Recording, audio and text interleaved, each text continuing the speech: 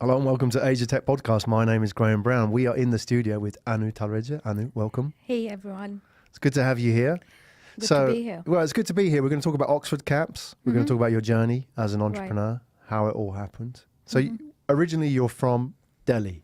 I am from Delhi, born, brought up in Delhi, grew up, spent most of my childhood in Delhi. Right. Through and through Delhiite. Delhiite. I think we were talking sometime back. Big foodie, which Yeah, is you have to be very if you're different. from Delhi. Yeah, love four seasons. I Yeah. think that's one thing I miss most about Delhi. Yeah. Being It gets in- cold, doesn't it? I'm surprised. I went there once and it was in the winter. Yes. And we were standing up on a roof terrace Yeah. in some sort of like evening reception. I thought, Yeah. actually, this is really cold. It's very pleasantly cold. It's Yeah. not like cold, but it Yeah. does get really pleasant. So yeah. Where did you go to college? Where did you go to university? My first degree is architecture. Yeah. So I went to something called Indraprastha University, IP University, which is the Delhi State University. And then I did a master's in city planning, which is School of Planning and Architecture in Delhi itself. One of the best architecture schools in India. Yeah. Basically been around the place, know it like the back of my hand. And how long you been in Singapore? A while now. Though not physically here for over 10 years, but I first moved to Singapore 2007. Was here for a few years, then moved back to India 2011, came back 2014 for NCAD. So have known Singapore, seen it evolve for past 10 years plus. Seen all now. the changes as well. Yes. Yeah, good. I mean, we're talking about that, but OxfordCaps, this is a student-focused service, right? A community, and we'll talk about the products and you know what it does and so on. How long is it since you were a student? 2014, 15, so Yeah. 4 years back. Okay. Yeah. Yeah. I was one of the lucky ones who had the opportunity to go back to school after a long time. Yeah. So, yeah, not too far away. And this is something I witnessed firsthand. I'd lived in Singapore for about 5 years before, and I worked in real estate. And despite that, when I came back on a student pass, it was just a nightmare. Like, as soon as you switch from an EP to a student pass, it's like you're a whole new person altogether. Right. Well, the landlord gives you different conditions, does he? Yeah, you don't even get to see the landlord first. It's Singapore is just such a strong broker-driven market. Like, there are brokers who actually asked me on the phone, "Are you a white Indian or a black Indian?" Wow. What is that? Yeah, Come on, explain to me. I have never been so furious in my Wow. life. Yeah, What, so- serious? I mean, Yeah, and yeah, who yeah. was I'm not naming the names, but it was a Singaporean, Yeah, Chinese Singaporean, or I not an think Indian so. Singaporean. Yeah. But it's I don't think that's a factor of being a Chinese Singaporean All right, or okay. Indian Singaporean. I think it's just biases that exist in the market. And for the longest time, I used to think that you would have these biases only against Asians, Indian, Chinese, Vietnamese. But after going to INSEAD, I felt that Europeans and Americans, they kind of feel different experience different Yeah. kind of biases, so they have their own set of problems. So Yeah. being a student, as convenient as it should be, it's just not. So tell me about this experience. Your husband went to study in the UK. Yep. So in the UK or more matured student housing markets, you'll see, because there are dedicated student housing accommodation that is available, which is why there are regulations that govern, So, for example, you're able to pay, a student housing service provider is able to directly deduct the rent from your scholarship or, your loan amount. The rental payments are bi-monthly, 15 days payments. You do bookings by semesters. So there is an organized student housing market that kind of sets these norms and regulations, thereby reducing the default rate, bringing in enough margins to have a proper property manager in the picture which takes care of the property. So once the market matures, all these things can be brought in. But for that, the market has to move towards some level of maturity. Yeah, definitely. Well, we're getting there slowly, and you're helping a little bit here. So We're trying to. yeah, let's talk about the solution. Let's talk about OxfordCaps. So we can jump back into the pitch deck. What I'll do is I'll jump to the solution part, which is slide 8. And so what you're talking about is building an ecosystem for student living. Why do we need an ecosystem? You need an ecosystem specifically for student living more than any other kind of housing, is because A couple of things. You are, by the virtue of saying student housing, you are talking about mobile students, which means when they're looking for housing, they're not in that geography right now, right? And if you have to ever use technology to do real estate bookings, that's the first demographic to target. Yeah. Right? As a family, if you are going to look for a house or I'm going to look for a house, especially the women, they would want to see, what kind of flooring and, a lot of softer things in the house. And men as well, come on. Men as well, okay. Yeah. But for students, they mostly care about it's a happy environment. Yeah. They get along with people that they're living with. It's close to school. So if you ever have to use technology to do real estate bookings, this is the first area to do that. And that's what we have done. It's end-to-end technology-driven booking, including your lease signing, international payments, everything. It's completely on tech. How is that different from what is out there already? So what is out there is basically you have listing portals where brokers can come and list. So essentially your call to action is you go, you look for properties that you like. First of all, you have to select. So if I'm coming from Delhi to Singapore for the first time and I'm going to study at INSEAD, so INSEAD is not the best example. There people know where they want to live, but I'm going to study at, say, SIM, right? And I don't know where I should live. So the whole Singapore is wide open to me. So I need to be adept enough to technology to find what are the best locations. So on our portal, you can search by university. So right, everything so if I chose SIM, it's going to give me the it's the within location 15 around. minutes travel time from your university. So that's number one. Second, your call to action is actually booking the property instead of calling the broker of that property.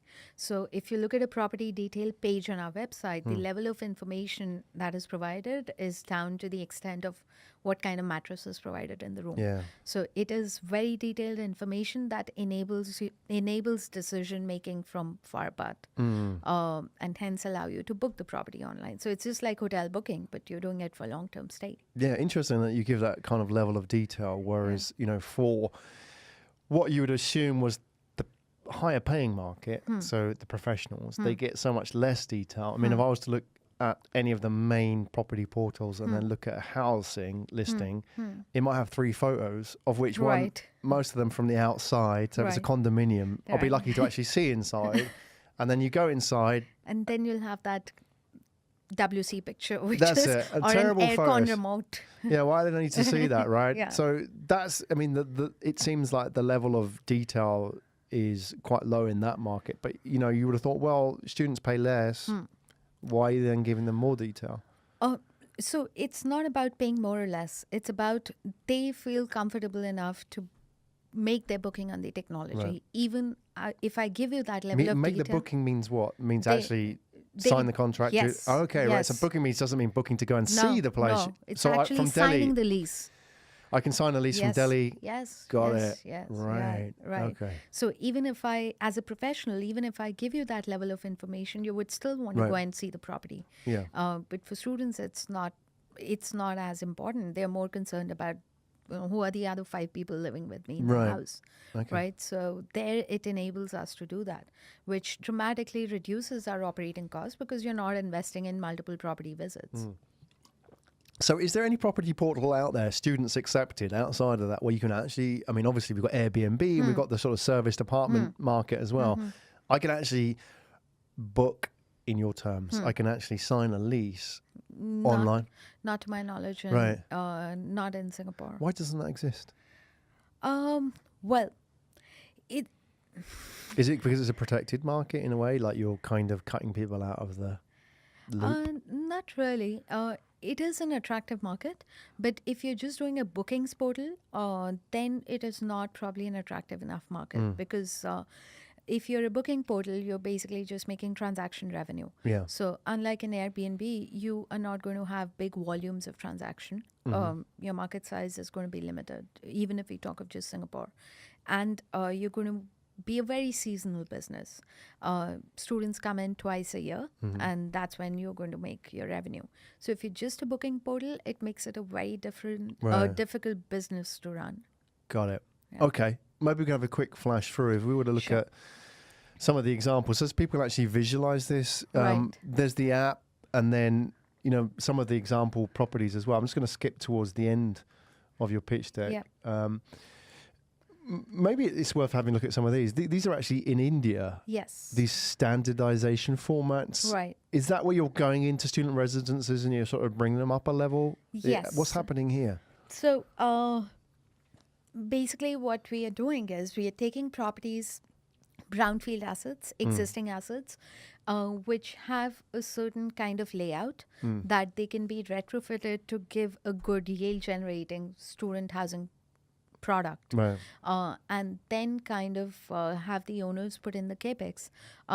But we are doing the brand standards, we are giving the design guidelines to the owners to come up with a product which really engages the student community and it feels like home. So this property specifically, it was covered by most of the Indian dailies as the best boys hostel in Delhi Is that University. a student property? Yes, it is. It's one of our best properties, I Wow, must say. that's not bad. I mean, if- I'm thinking back to my experiences in the 80s and 90s. It's nothing on the same level, right? Oh, and you didn't study in India, I suppose, right? Well, I mean, even still, it's like, wow. I Yeah. mean, that's something you'll see on Airbnb. Yep. So basically, this was an old guest house, dilapidated, been unused for a long period of time, I think 3-4 years. And the owner put in some capex according to our design guidelines. But Right. because it was a guest house, it had the basic layout of, just like you see budget hotels, doubly loaded corridors with rooms on both sides. Each room has proper ventilation and lighting and stuff. So you're able to convert it into a student housing format. And on the ground floor, level 1, it has open courtyards and, beautiful nice. large spaces Yeah. to build out cafeterias. So this kind of a format, I mean, think of your student days. I would have loved nothing more than to Yeah. live with 100 of my friends in the same house, right? Yeah. Where everything is taken care of. So that's basically what it is. And it is a beautiful property with like open courtyards and stuff, nice cafeteria, laundry, housekeeping. Everything is taken care of for you. So is that a property? I know it says OxfordCaps Terraces. Is that a property? You said there was an owner and they put in the capital for this, right? Have you gone to an existing building and saying, hey, look, we can do this for you? Has the owner come to you? Or have you created the blueprint and then looked for investors? How does it work in that situation? It's been a mix. Creating a blueprint in an unorganized market like India is kind of relatively difficult. Yeah. Because there are different things that can be converted to this kind of a prototype. Our other property was a commercial column-free kind of large space where they were able to put in dividers in the space and create the kind of format that we wanted. So a lot of it is basically because Priyanka and I, we both worked in real estate for 10 plus years. A lot of it is your network, past network, and, understanding of the yeah. market and stuff. Yeah. So Especially in real estate, Yes. you need somebody to call you up and say, hey, look, I heard that there's an owner Yes, selling a correct, building. correct. So That's a lot how it of works, it- isn't it? A lot of it is personal network Yeah. and professional network and Yeah. stuff. Yeah. Okay, you've mentioned Priyanka. I think it's a good time then maybe to jump back and have a look at your team. We've got this slide here. So we have both of you there. Can you tell us a little bit about how you guys met? Oh, we've known each other for 18 years plus. 18 years plus. Yes. Well, that's a good Yeah. working relationship. Yep. So her dad has been my family doctor even before Right. I was born. So you knew yeah. each other from way back, Way Delhi. back, way back. So Yeah. we went to same architecture school. She was 1 year junior to me. Then Yeah. we went to the same master's program. She was again 1 year junior to me. And we both worked in real estate industry for 10 and 11 years each. Right. So known each other for a long time. Yeah. So that kind of really helps because it is a very difficult thing to be co-founders, right? That Absolutely. you It's- have to. it's a marriage in a way, right? You've got to make It's sure in that- fact more than a marriage Yeah. because there's a lot of decisions, professional decisions that you need to rely on Yeah. for each other. So, yeah. So it's in been that good. relationship, you are both architects. You both have been in real estate. Who does what? Is one of you sort of more salesy and one's more technical? Yeah, we Does have- it sort of split like that? We are fire and ice. So Priyanka is like very aggressive and Right. blah blah blah blah blah. She's like really. She's been in real estate transactions and brokerage Right, for a long okay. time. Yeah. Right, that's been most of her experience. So she does a lot of sales, marketing, and stuff. Whereas I I'm a relatively cooler and calmer person, Right. so more That's a good soft-spoken. mix. I have done design, construction, property operations. Like my last role at Right. Marriott, I was doing asset management. So I look at the other setting up the operations, systems, and processes. We've kind of divided tech and marketing between ourselves. I've Yeah. been looking at tech, so yeah, That's how it should be, really. yeah, You know, yeah. ultimately somebody makes the widget and somebody sells it, right? That should Yes, be the yes. fundamental of any Yes, good yeah. business So we relationship. Right? both have our own strengths, like not just professionally, but I think after 10 years of working, there are a lot of personal skills that Yeah. you develop, which are part of your personality. And that's how we have distributed stuff. So, Good, yeah. excellent, and 18 years. Wow, I mean, that's. I mean, you should know each other pretty damn well at that point. So, let's Yeah. talk about the journey as well. So, you launched in July 2017. Yep. So you're just over a year old. Yep. Okay, and funding. Did you Did you already have backers when you launched? What was your No. situation? No, we launched, we both quit our jobs in May. We started working on the idea in April, quit our jobs in May, and we bootstrapped initially. We put in some investment of our own. We got our funding round commitment in October, but we closed it and got money in our bank account in November, December. Led by 500 startups. Correct. Okay, correct. were you part of an accelerator program? No, or? we weren't. No. So you went out, sought the funding. You got funding in November 2017. Up until that point, you bootstrapped it yourself. Yep. In Singapore. It's an expensive Yes. place to bootstrap a Yes. startup, Yes. right? Yes. Okay. And since then, you've been growing. You now say, according to the pitch deck, you've got 1,200 plus beds under management. When you mean 1,300 beds under management. right? Yeah. Okay. And how many properties would that be approximately? So that depends on the format. So of these 1,300, 900 are in India. Right. And those are 4 properties because they're larger properties. Our smallest property in India is 55 beds. Our largest is 550 beds. Yeah. That's one property. Your in largest is 550 beds. What is one that? property. That's like a proper off-campus hostel, Right. co-living facility. So the good thing about students, as opposed to if you're doing co-living for working professionals, in that age group, you don't have a lot of respect for privacy. You would love to live with 100, it's 150 just a people. riot and a party every night, yeah, isn't it? the So more the merrier, right? So it's that a bonus rather than a negative. correct, Yeah. correct. So I think that's the best part about the student housing bit. Do you? I know you mentioned co-living. Would that be an area that you consider? Because it seems to be a fashionable area. Like Yes. there's almost these. I've seen. Obviously, we've got co-working spaces, and it seems to be like a small sort of outcrop from that, where you have a house of 6 people sharing. You know, right. and it would be like co-living. Right. It seems like nobody's really kind of got the model right and professionalized it yet. It's lots of cottage industry variants of Right, that. Have you right. seen something there? Yep. So I have a variety of them, and in my opinion, so student housing is a subset of co-living, right? We are basically doing co-living, but targeting students. Co-living, what we call co-living for your working professionals, I think that does have a market, but that market is, in my view, limited to some gateway cities, where real estate costs are really high, and you see a lot of international or high salaried people working in those cities. So Singapore is a good market, Hong Kong, New York, London, maybe Mumbai, Tokyo. But other than that, I don't see co-living scaling to the extent where you can really go down to tier 2, tier 3 markets and stuff. So there is a possibility of looking at co-working and co-living together. You have small co-living facilities wherever co-working is going. The other way to look at it is basically you have one rental housing company where your brand building is basically coming from co-living. You go to gateway cities, have smaller facilities, and then kind of your growth comes from student housing, because that allows you to expand to, like in India, you can go up to 100,000, 200,000 beds, right? And really go deep into smaller towns, tier 3, tier 4 cities. So it would be a good combination product, but on its own, just doing professional co-housing, I'm not so sure about that. Yeah, interesting. And I guess as well that the professional market is more sensitive to economic cycles as well. And the student market is robust. There's always students, it seems.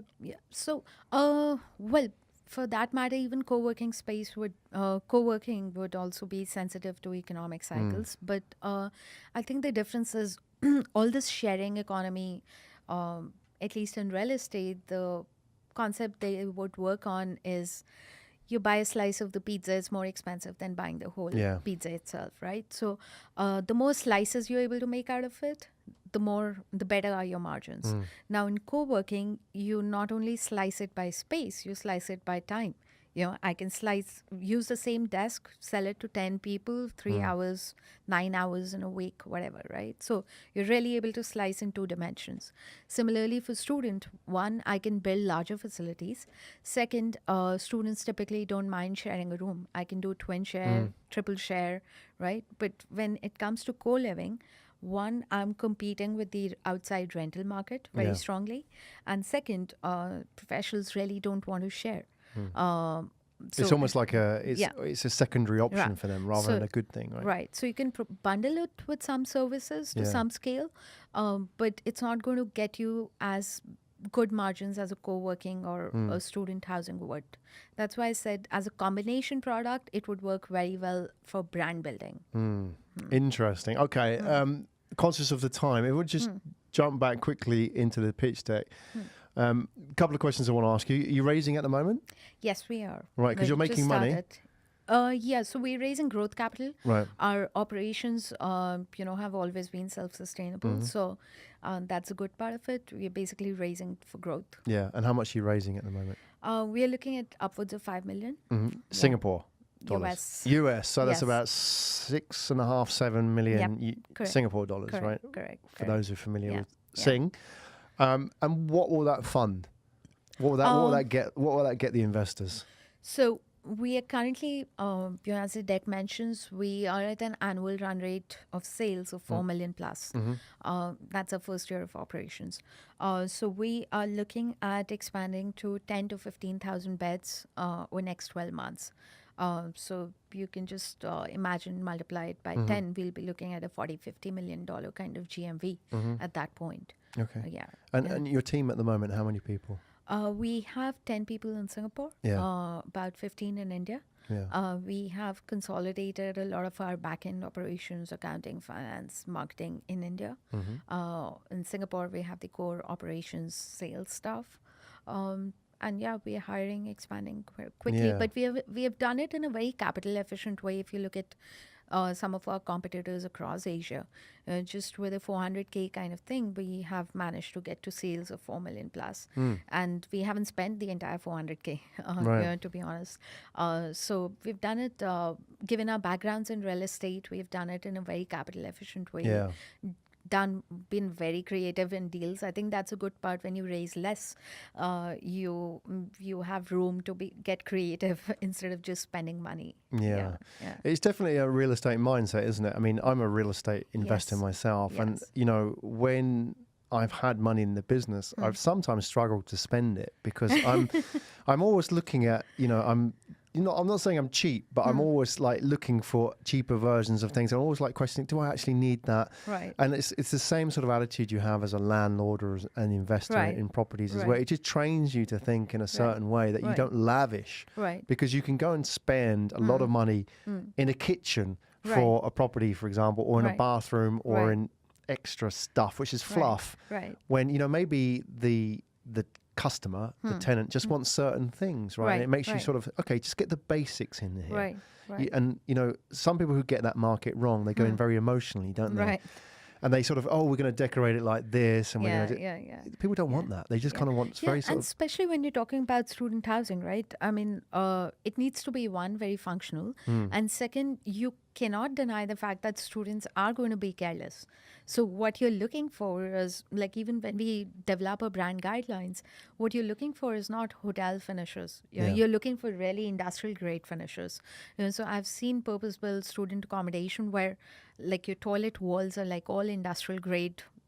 Like, one person comes in, 200-room facility, they can clean it in like 2 hours, right? And that's what you need, because you need to cut down on your operating costs. So you do need to think functionally, because end of the day, you're running it as a business. You're not designing your own house. Yeah, that is the problem, isn't it? That's the challenge. Okay, good. And Annu, just finishing up, you mentioned that you are recruiting at the moment, right? And you're in a growth stage. So, are you looking for particular hard skills? Are you looking for people with certain mindsets? Give us a flavour, because people do actually watch this and listen to this and think, actually, I want to be part of that. Do I need to be a prop tech guy? Do I need to be a sales guy? What? So we are currently looking for definitely one product guy on the tech side, a little mid-senior level product person. And somebody who's worked in prop tech before would definitely be helpful. But having said that, working in prop tech with some VR technology and having experimented with different payment platforms, would have been helpful. But having said that, I think for a startup, the most important thing is the attitude. If you don't come with that attitude, because the cultural fit is really, really important. Was the entire team is like a family, and end of the day, you're in a customer service business. And I worked with Marriott, and Mr. Marriott said, "You treat your employees well, they'll treat your customers well," right? So that cultural fit of treating the team as a family and being there to do what is required and having customer first, I think that's super important. It'd be good to see on their resume some sort of experience of working in that sort of customer facing job, isn't it? Absolutely. Could be retail, could be hospitality, and like hotels and so on. Yeah, especially with this demographic, you're talking of 17, 18 years old who have left their home for the first time. They're kind of intimidated with a big city. They are away from their parents. They're struggling with like 15 things in life. So you don't want to add any more hassle by giving them cookie cutter answers. It needs that empathy to deal with the customer. It's a great word, empathy. Yeah. How important that is. Annu Talreja, everybody. It's great having you on the show. Really Likewise. It's good to hear about your story and your journey as well. And, I say from a personal perspective is that I'm from the property industry, from the real estate industry, and I see a lot of prop tech solutions come and go and cross my table here. And, it's interesting that somebody has approached the student market. I have student housing, which I rent out as well. Okay, interesting. And the reason is it's some of the highest yield properties out there. They are. But the problem is that the only way you can make money out of the student market is if you treat the students with respect, right? Correct. And there's a bunch of landlords who can make money and they're fly-by-nights, they're gone with it. They get caught, they get into trouble, they lose their, they have high void periods and so on. But if you look after people, in property, you end up winning. It's good karma, right? At the end of the day. It's not a pure real estate business. It's not just a numbers business. It's a people's business. Just yesterday, I was talking to some student. Priyanka had gone to our Delhi University property. She visited it after a month. And she spoke to some people, and they were all like, our community manager on the site is like, she was like, "How are you guys doing?" and stuff. And most students, they told her, if this guy leaves, then we'll also leave. So it comes back to, it's not just giving them a bed and a table. You have to make the environment habitable to them. You need to hire people who understand them, who can empathize with them, and who can address their needs. Excellent. Yeah. That's Annu Talreja, everybody, from OxfordCaps. The most effective way of reaching out to you would be what? Email. Yeah. Okay. All the details in the show notes. Annu, thank you so much for coming today. Thanks, Graham. Good to be here.